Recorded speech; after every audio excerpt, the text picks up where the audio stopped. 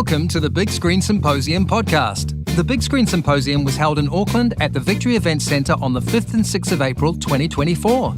Hear how three friends came together to create the groundbreaking YouTube sensation Viva la Dirt League. In this session, Adam King and Alan Morrison tell their story and talk about how, along with Rowan Betjeman, their collaboration has led to over 1,000 sketches and videos being released, 3.4 billion views, and 6.27 million subscribers to date. Please note, some film clips played at the live event have been edited out of the podcast. This session was presented by Screen Auckland. I just realised something. We're inside a web series.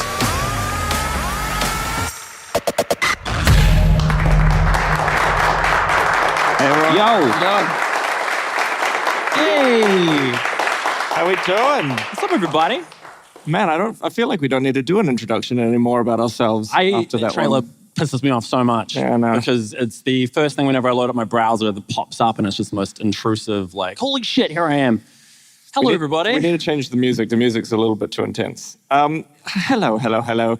We're Adam and Alan from Viva la Dirt League. I assume that most of you know who we are if you're here. If you don't, we're going to give a quick little rundown about who we are.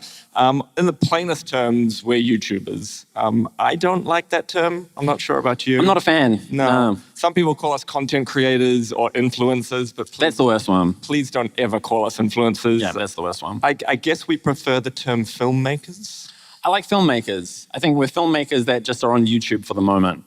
But we've been making content for well over 10 years. Somehow we've gotten like over 6 million subscribers on YouTube, which is a big number. I tried to count to it once and it took a long time. And we've got 5.5 million on Facebook. And so we managed to turn it into a job. Yeah. We create, as you may have seen up on the screen, we create comedy sketches based on video games, TV, movies, and kind of just like general life observations, things that we find funny in the world. Yeah, and as I mentioned, we kind of make content for YouTube and Facebook predominantly, but where we have a little ecosystem. You kind of have to be everywhere. So we are on TikTok. I'm not proud of it. It's there. I am. You love it. You love it. No, Rowan loves it. Rowan loves it. Rowan, if he was here now, he'd tell you he spends a good hour to 2 hours every night doom scrolling, and that's how he goes to sleep at night. And we have Patreon and Discord, and we're getting into Snapchat, I think. And you have to be everywhere. We're getting into Snapchat finally. And finally, we're getting into our own SVOD website, which is going to be a big announcement in a couple of months. Where You heard it here first. You heard it here We're doing first. our own SVOD website. So we're going to have our own little exclusive content in place that we hopefully will be the heart of Viva la Dirt League. Yeah, so back in the day, it used to literally be the two of us and our third co-owner, Rowan, that would do literally everything in Viva la Dirt League, from the writing, acting, directing, camera work, editing, thumbnails, fucking everything. But these days, it's a pretty big operation. We post multiple pieces of content every single day, plus multiple re-edited old videos that we turn into memes or supercuts or cut them down into shorts and verticals and TikToks and everything. I think all up, we post new content every single day, one piece of new content every single day, and then probably like 7 or 8 things that are re-edited every single day. So it's a big operation. And it isn't just the three of us anymore. We do have a massive. We've got a big team, much bigger than 3 people. It was the 3 of us, like Adam was saying, for the longest time, but that's just not sustainable. Tom was somebody who came along very quickly and worked for us for free as our camera operator, DP, and we still work. Do we pay him now? We do pay him now. As of the last few weeks, we realized, Great. oh shit, Amazing. And yeah, we've got an incredible production team and editing team. Editing was one of the first things we had to get rid of because that process is just insane. It was really tough when we had full-time jobs and with full-time jobs during the day, we were filming all of the skits either in the evenings or on the weekend, and then we'd go home after a full day's work and then just start editing. It was really painful. Our partners hated us for it. Yeah. It was fantastic. All of our relationships survived though, somehow. I don't know how we did that. I don't think I could do that today. I don't know. It's just youthful vigor that we don't have anymore. Yeah. We're kind of gone off on a little thing. Anyway, we are here to talk today about how on earth we did it. We don't really even know, but we'll give you some insight and answer any questions you guys might have along the way. We've kind of like ordered a bunch of questions that came in prior, kind of chronologically, so we'll kind of talk through Viva chronologically.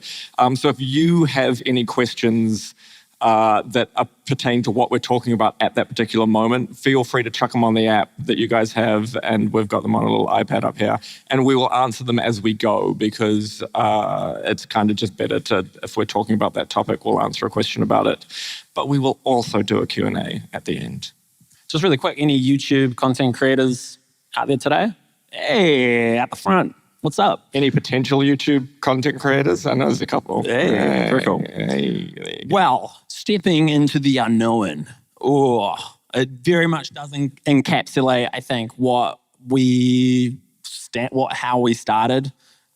We had no idea what the hell was going on, and still are often confused by the world of the algorithm and creating content and just what audiences like and want and how to connect with people. But the beginning days, the first few years...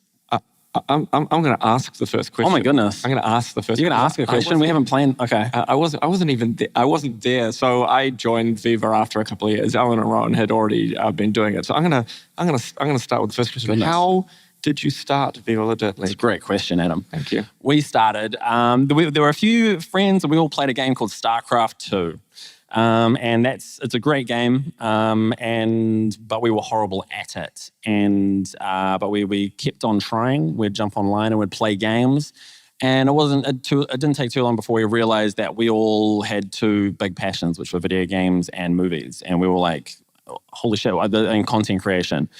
Well, this kind of makes so much sense. We should start making content about the thing that brought us together and that we love. And we created a YouTube channel. One of our most common questions is, where does the name come from? Oh yeah, I was just about to ask that. Yeah, the name comes from, that would have been a great question, Adam. The name comes from, there's a ranking system on StarCraft, which is bronze, silver, gold. I think it's pretty conventional across games. But we were so bad that we created our own league, imaginary league called Dirt League. Which is below bronze. Below bronze. So the very, very below the bottom. And we tried to create a YouTube channel called that, but it was already taken by somebody who had 3 subscribers. And so we had to change the name, and so we chucked Viva La in front of it. And now, to this day, everyone thinks we're like dirt car races, or like NASCAR, yeah, or like, they do. Like, not NASCAR. What's the like rally track driver type? There have been several points across the years that we've gone, we should change the name. And it's like, no, we're too big. We're too big now. And I think the first time we probably said that was 7 or 8 years ago when we had 20,000 subscribers. Yeah, exactly. And it's like, no, we're too big. It would never work. Yeah. So we've committed to it, and Viva La Dirt League remains the name. But we had no idea what we were doing to start with. I think the first video perfectly encapsulates that. It's a teaser trailer, and we have no idea what we're teasing. It's just Viva La Dirt League. It's on the way. Here it comes. No one wanted this content yet. No one wanted it. Teaser trailer. Teaser trailer. You're ready for it? Yeah, excited now. Everyone gets excited after a teaser trailer, no matter what. Was our logic, I think. And then we started creating parody music videos for the longest time, which we just had no idea how they'd go, but we thought they were funny. And they managed to hit a nerve, and what we thought virality was at the time, where it went pretty gangbusters, blew up on Reddit, and we were like, oh, we can really make a go at this. And then we tried that for longer, and that slowly started to get less and less engagement, and so to tie into the unknown, we had no idea why it was not working, and we just had to figure out where to go from there. I'm gonna chuck out the very first piece of advice right now. Do it. That one thing that these guys had in the early days, which starting a YouTube channel from zero, is to make sure you know your niche. And to give these guys credit, when they started, there was a niche, and that was aiming directly at one video game, which was StarCraft 2. And so anyone who was playing StarCraft 2 and wanted a little bit of ancillary content while they're not playing that they can watch and kind of grow their love of the community of StarCraft 2 can now watch these comedy videos about the video game. Yeah. So instead of just going super broad on something like, I mean, I know we're broader these days, but just going super broad of... We can now because we're comedy. massive. Instead of just going skits comedy, they went StarCraft, very niche, and online, very niche. Like very niche is often a lot broader than you realize because there's 7 billion people on the planet. Yeah, and it's logic that we've continued to, throughout the journey of Viva la Dirt, we've done multiple times. We started with StarCraft 2. We did PUBG Logic, which did like a couple of 100 episodes or something like that. We've done Witcher Logic. We keep visiting other fandoms and just stealing their fans and bringing them over. So that would be our first advice to you guys at the front. YouTubers is find an audience, find a little niche audience and grow from there. There's a couple of good questions already, but they're not relevant to what we're talking about. Oh, goodness. Okay, we'll save those. So I just want to quickly also go back in the day, once I joined, it was literally just the three of us doing everything. We had a Canon, we had no money. Well, we were putting money into it. Yeah. We had a Canon 5D Mark III, a Rode mic, and a tripod, and a Dream, and that was it.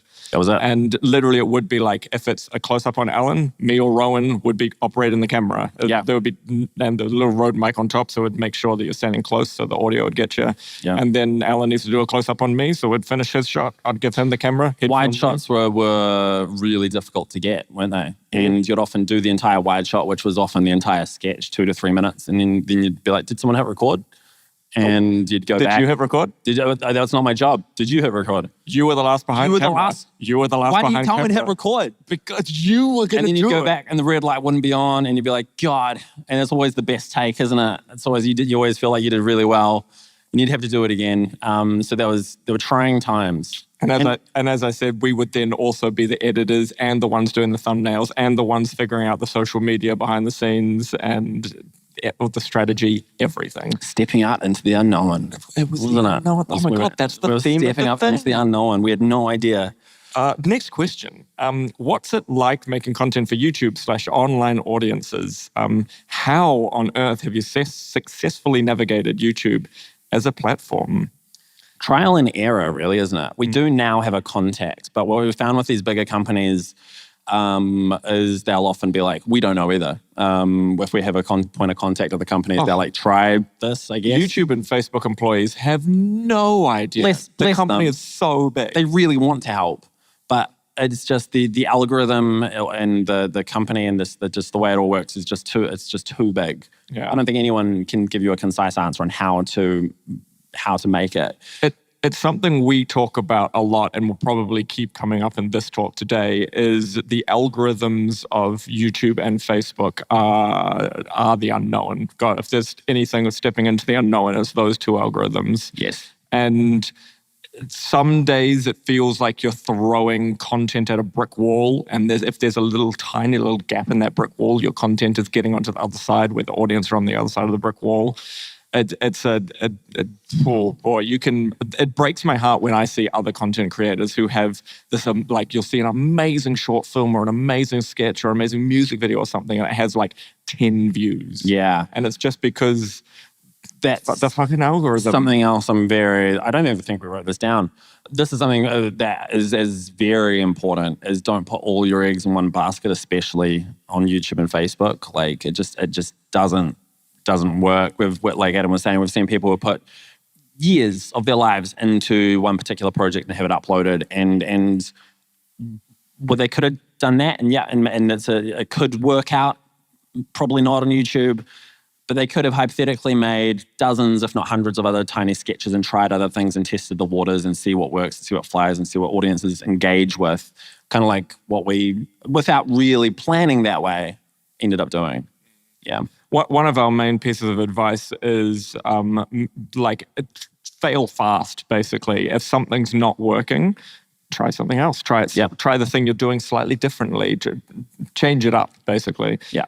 Because the internet, if you're throwing the exact same thing over and over at that wall, you ain't going to get through it. In fact, much the opposite. The algorithm is going to start patching up those holes if it's not working. There's another question that's like exactly the same as the question we have, which is, what's your number one piece of advice for releasing content on YouTube? We've got a bunch of bullet points. Maybe we go through the bullet points. Cool. I've already said it, creating content for a niche audience. The next one is regular content. This is something we know the algorithm likes. It likes to be fed. You just keep feeding the beast. Just like Adam was saying, just don't make it the same thing that's obviously not working. Change it up a little bit. But as soon as the algorithm picks up on the fact that you've got a schedule and you're sticking to it, and the audiences can confidently come back at a certain time or day of the week, and they'll have a piece of content from you waiting there, the algorithm will really start to champion that content. Yeah. We've actually got a question that pertains to this exact thing from Anna Rose Duckworth. Yay, where are you? Yay. Hello. Regarding trial and error, how long have you been, how long between coming up with a concept to seeing if it gets engagement or not? That's a good question. I don't necessarily know the answer. I think it's since after we released it. You've been doing a thing for a while. How long until you go, that's not working? So, yeah. We've literally just hit up against this, actually. We've started a podcast, and we started releasing that podcast on YouTube. And it's very similar to what we were doing with D&D about 4 years ago, is people are on our YouTube channel for our short-form sketches, our 3-minute sketches. And when you start doing 45-minute to an hour-long podcast videos, that's not what they're there for. That's not what they signed up for, yeah. But then there are some people in that audience who are very, very interested in that. So you get hyper engagement on that. Unfortunately, the algorithm's going, these sketches are getting 1 million views, and these longer videos are getting 10 to 40,000 views. Oh, yuck. Push that down. And obviously people are hating the channel, so push that down as well. Obviously people are hating the channel. Yeah. But the algorithm doesn't know better, unfortunately, because the algorithm's a robot. Yeah. I feel like I haven't answered the question. So we did the podcast for like 13 or 14 weeks, and then we're just going, nah, it's not rising. We're so obviously the podcast in an audio medium is great, and we love it, and that's where we'll continue to likely do it. But because it's negatively affecting our bread and butter, which is the YouTube channel, we are going to probably take those videos off and just kind of refocus where we're at. So yeah, like you're saying, there was we tried it for a good few months, didn't we? What's 13 episodes? Oh, I think it's more than, I think it might be 15 or 16 episodes. Yeah, so yeah, a good few months. But in terms of realistically, it kind of depends, because to try the actual content, I'd probably go longer. Yeah. But the algorithm, based purely on the numbers, we probably should have stopped sooner. Yeah, absolutely. But yeah, regarding like shorter form content, just the regular stuff that we do, the pilot episode is always difficult to gauge because people will jump on the pilot no matter what, because they're excited by it. It's the episode 2, 3, 4 to see if they stick around and keep watching. And the way that we do things is we typically film to 6 to 8 episodes in a batch for a season. And it's usually just by the end of that season, we'll look back on the 8 episodes, the trailer and the supercut and everything included, which is the compilation, and just go, was it worth it? And it's partly the numbers thing, but it's also just a gut feeling. Were people engaged? Did they love it? Did we love it? That's really important as well. And another, actually, segue. Segue. Oh my God, I did a segue. Oh my God. Make sure you're having fun, guys. That's that's probably the most important thing, is you have to be having fun.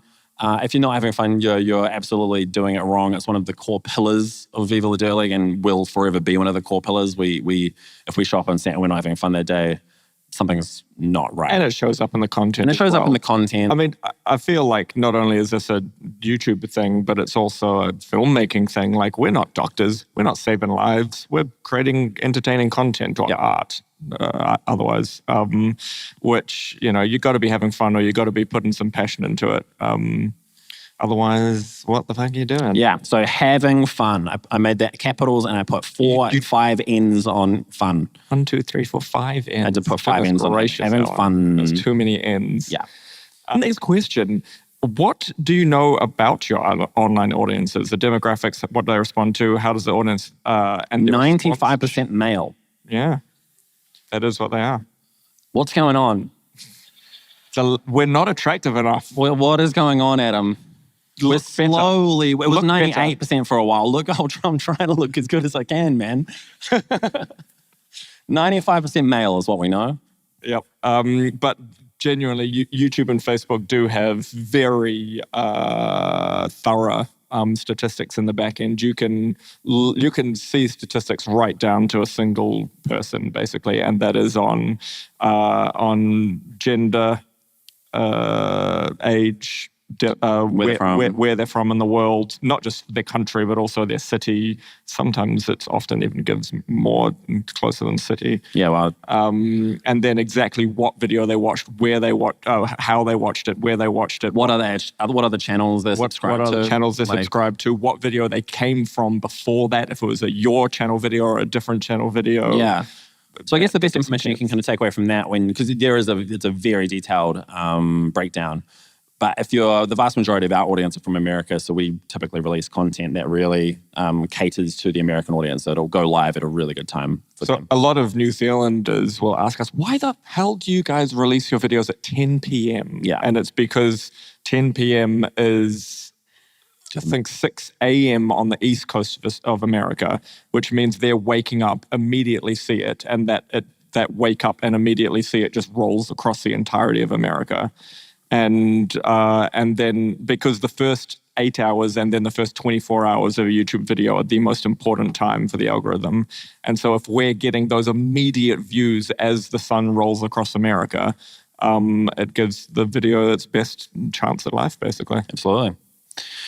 Another piece of advice, don't do it yourself. Yeah, I think it's a very important one. It's really tricky to find the ongoing motivation and drive if you're just doing it by yourself. You kind of need people to keep pushing you along. You need people to help carry the load. Creating content, as we all know, is a very difficult thing to do as one person. So I'd really encourage you guys, if you want to create content online, or just create content in general, have other people involved. When/why did you take Viva La Dirt League full time? This is a big... Too early. Too early. Possibly the answer. Yeah, no, this was a big stepping into the unknown, wasn't it? Yeah. Both Alan and I had full-time jobs. Pretty decent full-time jobs. Respectable full-time jobs. Like we would have been comfortable. Yeah. Well, actually, I would have probably lost my job a couple of years later because it was. But no, I thought I was comfortable. Alan worked at NZME and I worked at TVNZ, so the chance that we don't have jobs now is actually you'd quite be high. safe. Yeah, actually, no, you would. Yeah, no, Yeah, right. no. Yeah. Yeah. It's bizarre that this was the safest option for us, actually. Looking back now, Looking right? back. Jesus Christ. But we didn't know that at the time. At the time, we thought this was dangerous, and it was. Like we were making a big leap. I think we'd both saved up a bit of money, but I did something stupid. I saved up all my money, and then I went traveling overseas with my now wife and got laser eye surgery. And I came back from not overseas. I did that first. I got laser eye surgery, then went traveling, and then came back. And I was like broke as hell. And I was like, guys, Viva La Dirt League needs to work immediately because I'm in a lot of trouble right now. So essentially, I think we were about 70,000 or 100,000 subscribers, and we could see it growing. We could definitely see quite significant growth. And when we jumped ship from our jobs to Viva La Dirt League, it probably was too early at that point. We most certainly were not making enough money for the three of us to live. But it did quickly pick up, and thank God it did, because we were able to live. Yeah, so YouTube does not make money for a long time. I think you actually have to hit a certain milestone. You have to hit, well, back then I think it was 50,000 subscribers. Yeah, maybe it was, yeah. No, it must have been 10,000 No, it was 10. subscribers. I think it was 10,000 subscribers. And even then, like the rough, I don't know if this translates anymore, but back in the day, the math was for every 1,000 views, you got $1. You'd get $1. And so that's, you know, get 1 million views, you get $1,000. I don't think that's the case anymore, especially with shorts, which is, I guess, something else we could talk about at some point. It's TikTok's got cancer in the world, is everything is shorts now. Yeah. So it's a bit more skewed. You don't make much money from shorts and that kind of thing. But it's really, really difficult to make a decent living. For the longest time we were making, you'd check your account and you'd have like $12 in the account or something. And then after a few months, you'd be making $100 a month or something. And it took the longest time before we could start affording to pay for Rowan, who was our first kind of employee, I guess, in a way. Genuinely, Alan and I had jobs, and Rowan was an actor. Yeah. Yeah. And so sorry. Sorry to all actors in the audience. Sorry, I mean, and by that I mean unemployed. He had the most free time, so he was our first employee. He was the first employee. We paid him to edit the videos. He edited everything for $200 a week. Yep. So any editors out there, if you want to work for us, that's the starting rate for Viva Legit League, just in general. So if you ever seen a job advertised, $200 a week is what you start on. This you've done another amazing segue, Alan. This segues into the next question: how do you make money online? Oh, that was a great question. Oh, no idea. We get this question, especially from older people, a lot. They're like, "Wait a minute, you're putting videos on YouTube. How do you make money? That's not possible to make money from that." And it's pretty simple. It's the pre-rolls before YouTube videos and Facebook videos on those two platforms. We get a very small fraction of that money. As Alan said, it works out roughly to every 1,000 views you get $1, so it's not very much money. A large portion of our money comes from fan funding. So we have a Patreon channel, which just lovely fans who love our content will just pay a monthly subscription. This still blows my mind. Like, they don't have to pay for our content. All our content's free. But yeah, I've got just such a great fan base that they want to actively support us. So I think there's almost 5,000 patrons over there just giving us money every month for ongoing content. And the idea there on Patreon is you give them an extra value add, something that makes them feel closer to you or closer to the community. Yeah. And that they get that as a in return for their money. Obviously, though, you need to find something that is not going to cost you more than they're paying. That's the trick. So, and something that we often find for what we do is very easy content, the bloopers and B-roll and that kind of thing, where they get the exclusive bloopers. And every 2 months now, we do Patreon games, so we play video games with them, which is something we like to do anyway. We play video games, so why not bring the fans along? And what else do we do? Do we do prizes still? We were doing prizes. We're doing prizes for a wee while. We also you may have seen in the video at the beginning, whenever we're doing a video set in a video game, and if we've got a gamer tag above our heads, those gamer tags are our fans' gamer tags. Right. So we only pick those now from Patreon as a bit of a special prize. There was a question that pertained to about money and other bits and pieces. Oh, before I move on to other fan funding, a big one for us is Kickstarter. So we have done a couple of Kickstarters now. Yeah. And we've done 2 Kickstarters and 3 or 4 just kind of like fundraising streams as well. Yeah. But we've had a couple of Kickstarters go particularly successful. Our first one was for a short film called Balin's Route, which we got 700,000 New Zealand dollars, which at the time was absolutely mind-blowing to make a short film.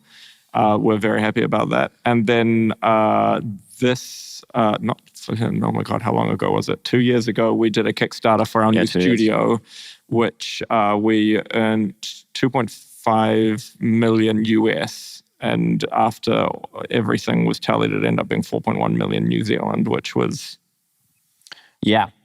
It was a lot of money. Mind-blowing. It was a lot of money. And what it allowed us to do was get a bigger mortgage. So we got a much bigger studio. It's fucking awesome. Yeah, we got a much bigger studio than we thought we'd be able to get. We were genuinely picturing some kind of glorified garage with a little office attached, but now it's like a fully fledged studio. There's a massive green screen. There's 2 sound stages, one of which is our board set, which we've turned into a big retail store, and we've built a medieval tavern, and we can house our entire crew in the office. Yep. Our workshops. Our office crew, our workshop crew, so the art department and costume department are with us, and our entire editing crew. Everyone in the same building. Family. It's lovely. There is actually a question here that kind of pertains to money from Guy Pigden. Where are you, Guy? Hey. Where are you? I can't see a hand. I see a hand. Yeah, what's up, Guy? What's up? How much does a comedy skit cost roughly to shoot, produce, and edit? And what metric of YouTube views on that video would you judge a successful skit versus one that you would consider underperforming? I mean, we kind of have tiers of skits these days. where it's like just a rough and ready, the idea is good enough, it could be shot on an iPhone, doesn't really matter, up to a massive production, basically. I mean, it's hard to say how much between those two, but like it literally could be 5 times the budget of the low one to the top one. Yeah, absolutely. And then also sponsored jobs above that will often spend a lot of the sponsored money to make the video even better. It's not a hard one-to-one. Really, like we never. I don't know about you, but I never really go through the analytics and see how much money, for example, individual videos have made us, and whether or not they alone cover the budget. Because it's more than that, right? Because they basically never do. Yeah.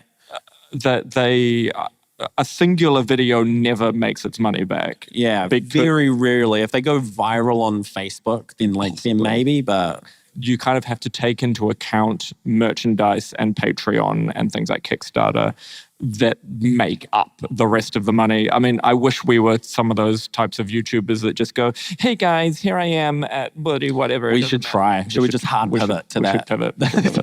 The skit thing's not working, obviously. Because then you actually are making money per video. But as you guys all know, filmmaking's really fucking expensive. Yeah, which is something our fan base really struggle. Like, not all of them, obviously, but some of them, a very vocal minority, struggle to understand. Which I remember when we got Balin's route, and they were like, we're 700,000 New Zealand for what ended up being a 30-minute fantasy epic, essentially, with orcs and big fights and stuff. And they're like, where's the money going? Like, are you serious? Like, we spent far more than what we made from you guys. Far more. So people don't quite understand, I think, is the general rule about how expensive filmmaking truly is. But to answer the second part of your question, Guy, the whether or not we feel it's underperforming, yeah, we can't do that by the metrics of how much the video is making online. We kind of have to really go by the views, I guess. It's by the views and by the subscribers that come in. And then sometimes we're happy for something to lose money, like the Witcher Logic, which played on the screen as part of the montage. We spent far more money than we made on that, but we got a lot of subscribers from it because it's very appeasing the audience as well. It's kind of proving we like from time to time investing money into a bigger project to kind of just remind subscribers why they're subscribed and show what we can do. And it's also nice for us as well to flex the filmmaking muscles a bit and just, I don't know, sink our teeth into something creatively, which I guess ties into like Balin's route as well. Like that was just that did not make, I mean, luckily the fan base kind of largely paid for that, but there was no way that was ever going to make us money back. It didn't even, because we put in a lot of money ourselves to help make that, it didn't even cover the money that we put in ourselves, let alone the amount of money that the fans put in. But it expanded the world of Epic NBC Man. It proved to ourselves that we can make a legitimate short film. Because I think by the time, I don't know about you, but when we came to making Balin's Route, we'd been doing just 2 to 3 minute comedy sketches for years. And I was thinking to myself, I don't know if I could do this. Like we can do short comedy sketches that are just quickly in and out. But can we sustain a narrative over 30 minutes, tell a complete story, have a character arc, have relationships, and thank God we could. Yeah. So yeah, we kind of make multiple tiers of content so we can go, okay, there's easy, cheap content that we can throw out. The irony is the easy, cheap content sometimes gets performs just as well. Yeah, just as well, if not better than these high-level ones. Yeah. But that's going out to just the world, people who go, sitting on the toilet going, whereas this higher level content like Balin's I love your personation. That's just everybody on the toilet. Just and then higher level content like Balin's Route, we know from our fans that a lot of people would get a movie night going and sit down on the couch and make it a big thing. And even some of our higher content like Witcher Logic, people don't watch it on their phones. Like you can even see the stats in the back end of YouTube as it's got a higher proportion of people watching on smart devices like TVs or laptops or PCs as opposed to watching on mobile. I've got off topic. For sure. The question from Guy. Did we answer the question, Guy? That's a good question. It fluctuates for us because it's in proportion to other skits, basically. Relative to other things. I think for us, we've kind of got a pretty steady baseline at the moment with our 2 main IPs / shows which are bought in Epic NBC Man. So for us, like we typically get like 500,000 views in the first day for our core stuff. And if it gets close to that, or it's doing well, or if it goes beyond that, we're really onto something. Yeah. And especially if it's new content. If it goes beyond what we're typically used to with board and NPC, and we're like, oh shit, we're onto something here. And that fluctuation can happen within series as well. Yeah, absolutely. So sometimes a sketch just won't, a board sketch or a NPC man sketch just won't hit, and you go, oh, they didn't like that for some reason. Yeah, and then try and drill into that reason and find out why that's not popular. Don't make skits like that again. Yeah. In the same series, or the inverse, it went super gangbusters for whatever reason, do more like that. Yeah, but we would have a very different answer for you 2 years ago, and we'll probably have a very different answer in another 2 years. I guess it's just whatever your average is. If it goes beyond that, you're onto something. Yeah. Yeah. So the next is, I kind of talked about earlier, is the studio Kickstarter. Someone's got a question that came in the previous days. The studio Kickstarter, what were the biggest challenges and learnings from your crowdfunding campaign? Boy, oh boy, do we have some big learnings. Yeah. From that. We actually, there's a lot, man. I mean, we do have a lot of learnings from the studio Kickstarter. We actually had, in a way, more learnings from our first Kickstarter, which was the Balin's Route Kickstarter. One of the main ones being really plan the hell out of it before you even hit launch, because you kind of need to know a variety of things. One, the project you're doing, like be very certain what that is and how much it's going to cost you, because you need to be pretty damn certain about it. We for Balin's Route, we just threw a number into the air and went, maybe we could make a fantastic short film on 500K, and no, we couldn't. No, we put a lot of our own money into it. So knowing what the project is and how you're going to achieve it, so it's consequently how much money you need, and what you're going to give to the fans and entice them to pay is such a big one. Not only for enticing them, but then how much it's going to cost you to fulfill that afterwards. We've seen some video projects, film projects on Kickstarter that if you go through their rewards, the rewards were so generous that realistically they were going to make a fraction of their final total. Like that kind of, if you paid for $20, $30 or something, you'd get like a DVD and the poster and a t-shirt and stuff. It's like you're literally going to lose money on printing costs. Yeah. So it's knowing what you're committing to. And then also, what's the word? Conveying that to the fans, because I mean, like on our most recent one, it was $75, I think, for a t-shirt. And you're not paying $75 for a t-shirt. No. You're paying $75 to fund the film. Yeah. And you're going to get a t-shirt as part of that. Yeah. Or like, I think it was like $1,500 for a poster or something. Yeah. And it's like, well, it's not just a poster. It's a nice poster. It's a nice poster, and it's signed by us, and there are only 200 of them. Another piece of advice would be exclude shipping costs as well. Yeah. So because that especially from New Zealand, shipping, you'll thank me later. Shipping be cray. Shipping be cray. Another thing we learned from Balin's Route, and in my opinion worked really well on the studio Kickstarter, is gamify the Kickstarter.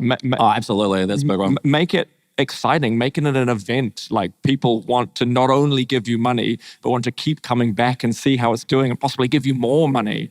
So we for the studio, for Balin's Route, we possibly foolishly were like, we need 500K. That's the goal. And it was scary getting there. We just got there in the last week, and then got over it beyond in the last week.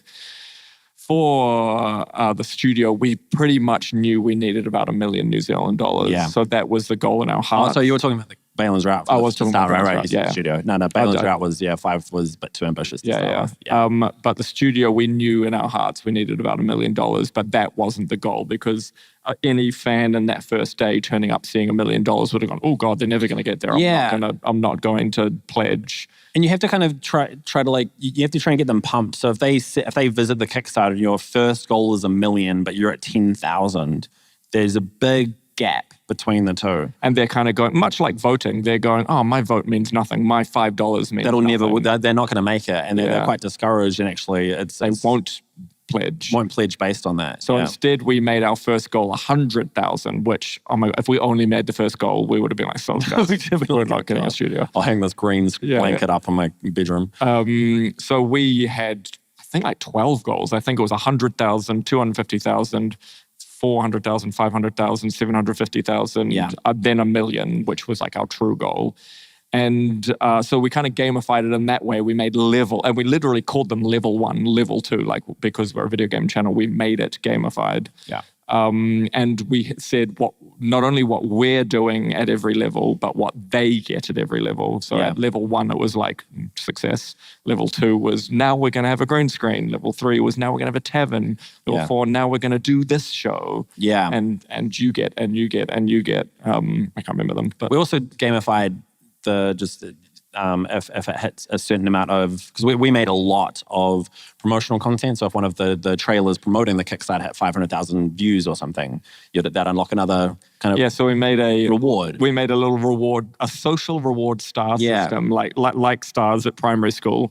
It's a primal thing, eh? It's kind of I want that star. I want that star. I mean, we made a little checkerboard of 30 stars.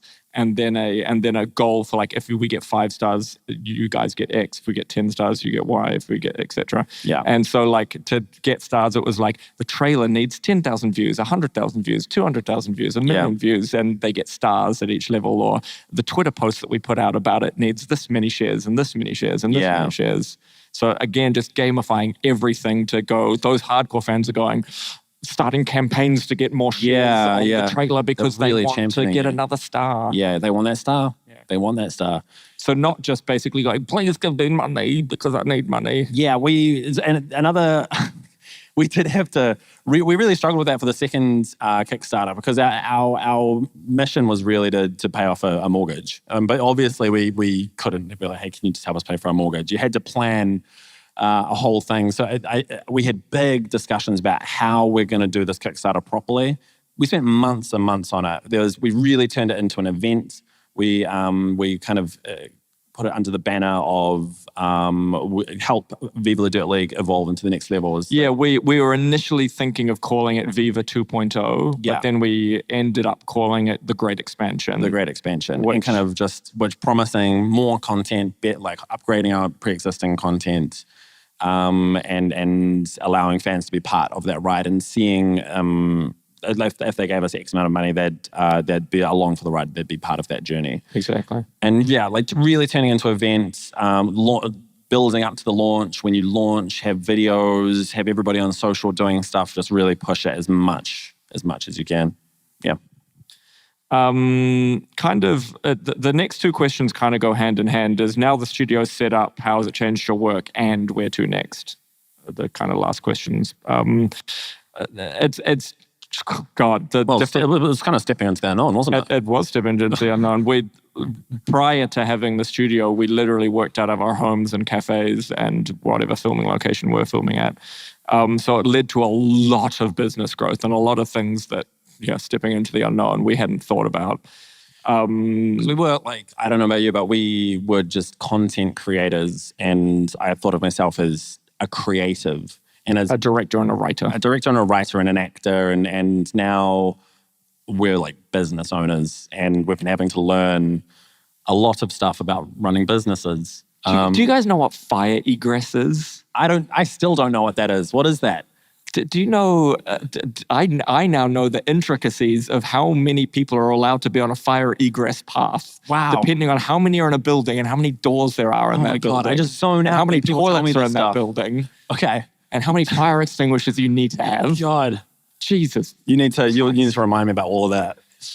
There's a lot of stuff we had to learn. But so that's boring. The actual business of running the YouTube channel, it really has expanded into the team. So we now have, I would say, about 15 or 16 full-time employees, and then a good another 30 or so contractors who do anywhere between 10 and 30 hours a week. And everyone's at the studio. We film across an entire year, probably about 90 to 100 days. So we're filming a lot these days. We've got all around gear. We've got these sets where it kind of is turning into a proper production company now, whereas it was just stumbling through life trying to make content prior to that and trying to make as good a content as we could. Which I do have this point down a little bit later, but it's we're in a bit of a phase now where we need to not trip over our own success, really. Yeah. That what we said earlier about making sure it's still fun and still funny is where we're at the moment. Going, we've got a business and we've got production processes and there's timelines and there's ways of making the content, but we need to go, okay, all of that is structured and rigid, but we need to make sure it's still fun and creative and free-flowing. Yeah, which is an important thing we're going through at the moment. Definitely, there have been times, like last year was insane, that we've been kind of getting towards burnout, which, and our big narrative for this year and maybe next year is just stabilize and really trying to appreciate what we've got, because if you told us 10 years ago what we'd have now, we wouldn't have believed you. And we just really want to enjoy and make sure that we're still just friends hanging out, making cool content. And yes, there's like an intimidating amount of people on set sometimes, but it's still just fun. Yeah. And then where to next? Well, as Al said, we kind of need to stabilize at the moment. I feel like the company and content has been running up here for so long. Yeah. And our mental capacity is down here. So we're kind of bringing those two things into alignment for a little while. But then the kind of unknown beyond that, the where to next is kind of vertical and horizontal and expansion of the business. So already we're starting to do that vertical stuff. So all of what we do already, we're going up. So our series NPC Man, it's just a little comedy fantasy web series, but now we've got merch already, but we're doing a little video game set in the world. We have our D&D channel set in the world of NPC Man. We're getting a comic done. Can't wait for that comic. Oh my God, the comic looks so cool. We're getting a card game done.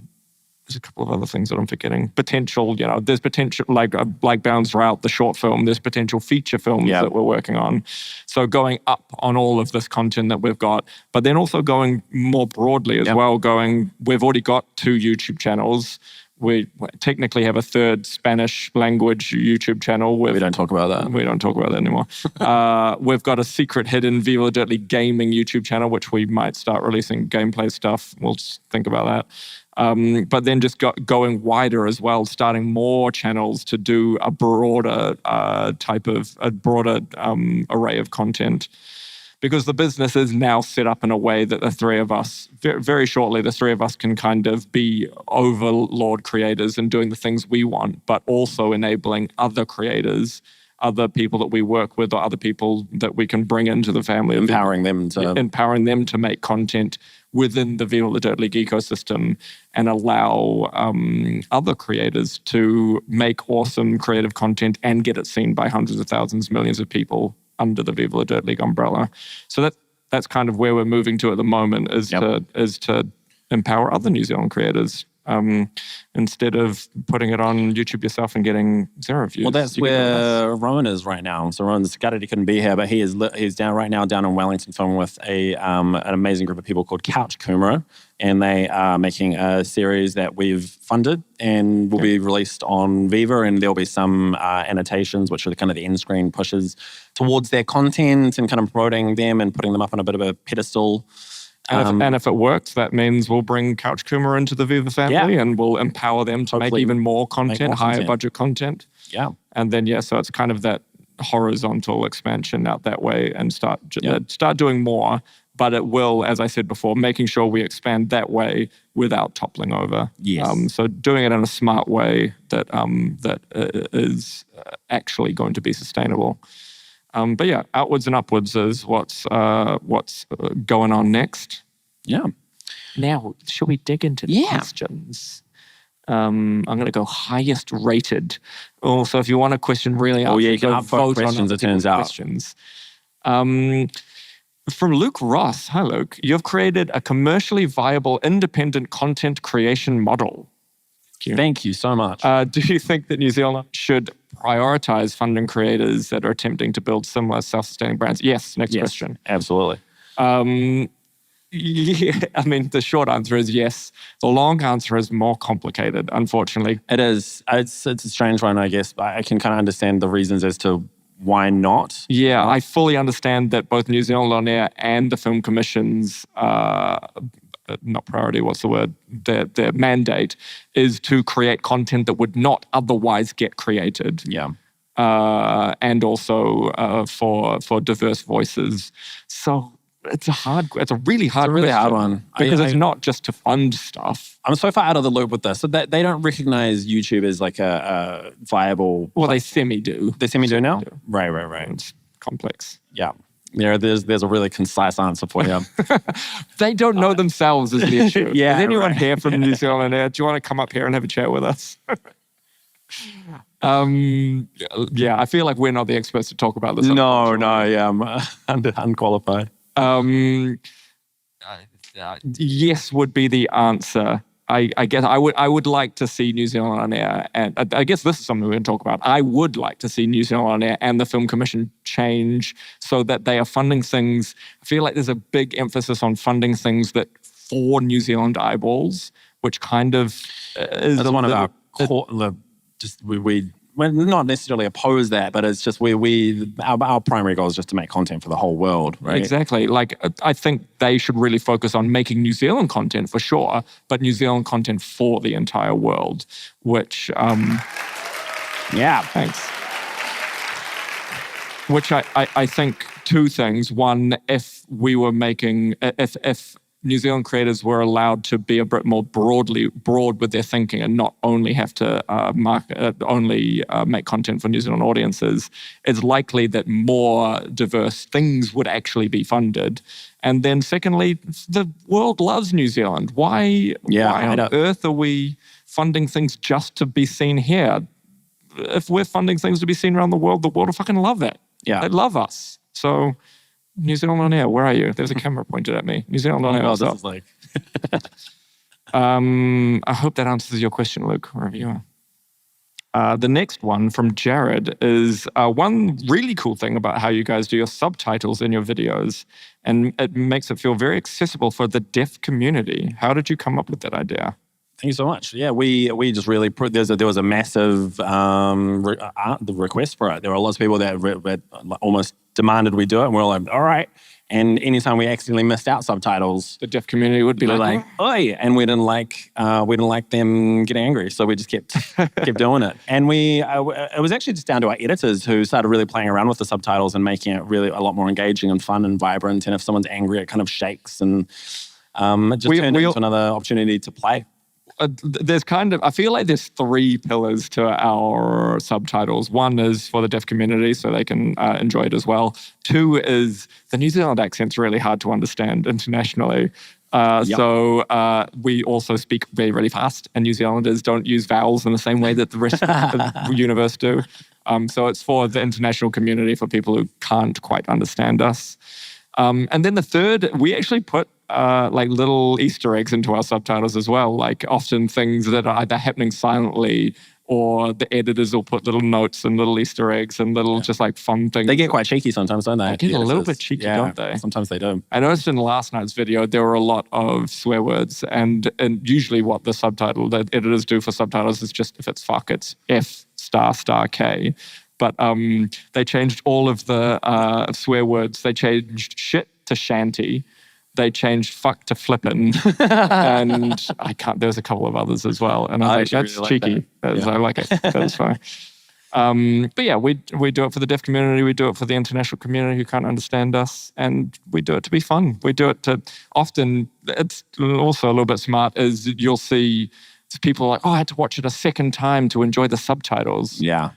So getting more views by doing fun subtitles. That's all for the views. The next one, what is your writing process like? What it used to be like was we'd show up on set and there'd be a line of dialogue at the top of an A4 piece of paper that was like, a comedy sketch something to do with overburdening or like having too much in your backpack, and then we'd figure it out on the day, which is a horrible way to make sketches.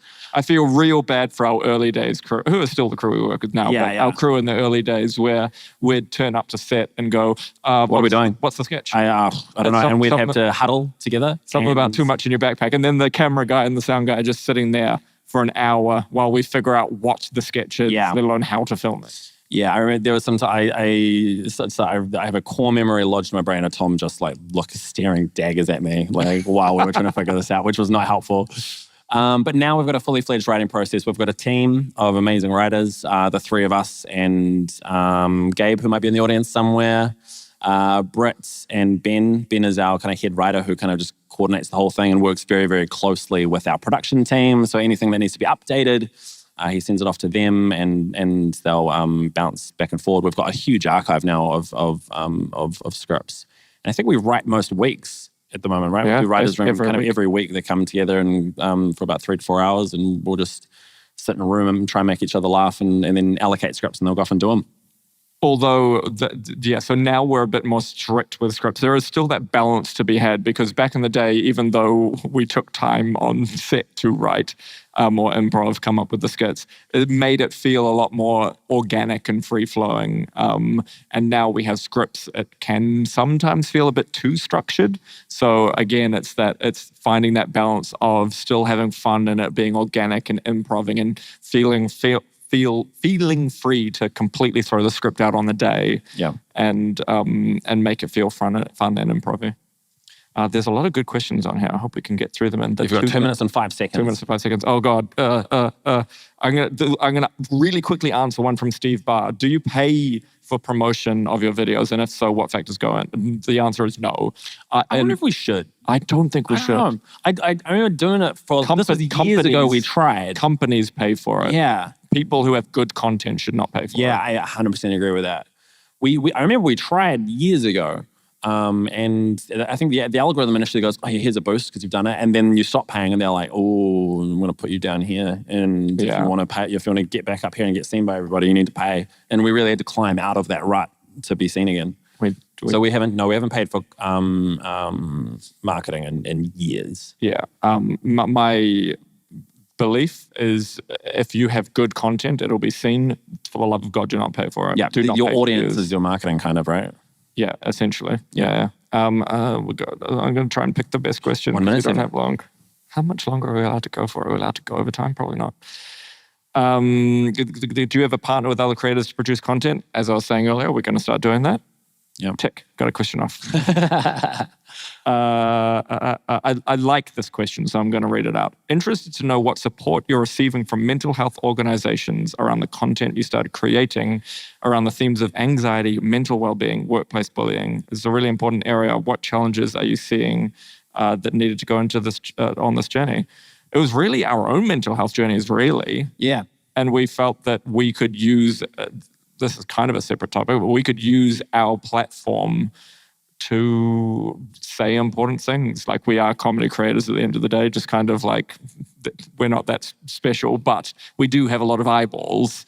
So why not use the eyeballs to spread a really positive message about mental health? Yeah. And we something I found out after working with you guys for so long is, and we openly talk about this, like, everybody's dealing with a thing. Everybody, and is either going through something now or has been through something in the past, and it's bizarre to me that we don't talk about it in a more open way. So that was just us trying to do our little bit to normalize it a whole lot more, and I think it's so important to talk about. And it's something that, even though we've only made a handful of those episodes, and I think we want to do some more, it's one of the things that people come up to us the most and say thank you for making that content, because they never feel seen, and that helped them feel a bit seen. So it was our way of connecting with them, I guess. Yeah, Make exactly. them not feel so alone. I just think it is important to talk about mental health. Absolutely. Oh, thank you. Thank you. Are we allowed to go for one more question, or do we need to? One more question. Yes. You're good. Because I think that this question's quite good, and it's been sitting there the entire time, and it kind of links with one of the other ones. You mentioned you create new content every single day. How long is the turnaround for a new video from concept to getting on screen? It kind of is different for every piece of content.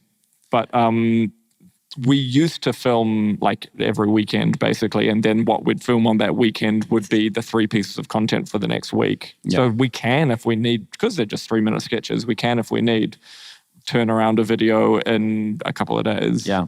Now, there's like, if we film, we have a series that we jokingly called Adam's House Logic, which is if we need to fill a gap, we'll quickly run to your house and just film some random shit there. And you can usually pump those out, and you can, first of all, film like 5, 6, maybe even 7 in a day. And then the editors can smash it out, the same day, or the next day. I mean, if you guys have ever done 48-hour film competition, you can make a 5 to 7 minute thing in 48 hours. Like, it's possible. Yeah.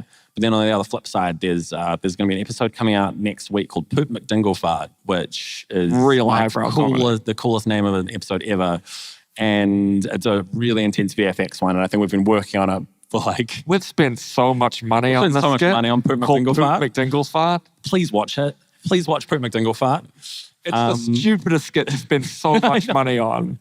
And yet that's kind of the concept. But we've been working on it for, not solidly, but we've been working on it for months. Yeah, for the longest time. And there's a really big VFX thing at the end, and it's going to be insane. So that one would have spent months and way too much money. We need to go through and figure out how much money we spent on that one. Actually. Yeah. It's going to be a big learning for us. But watch Poop McDinglefart. It's coming out next... I think it's next one. Friday. No, next Friday, yeah. Yeah. So get excited. Get excited for Poop McDinglefart. Yeah. That's us. Thank you so much, guys.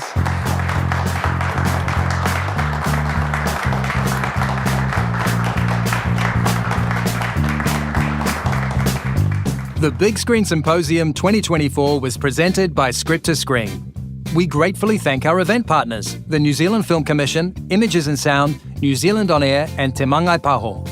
Voiceover is by Jamie Irvine and the music is by Poddington Bear. You can read more about these speakers at our website, www.bigscreensymposium.com. This podcast is brought to you thanks to generous support from Images and Sound.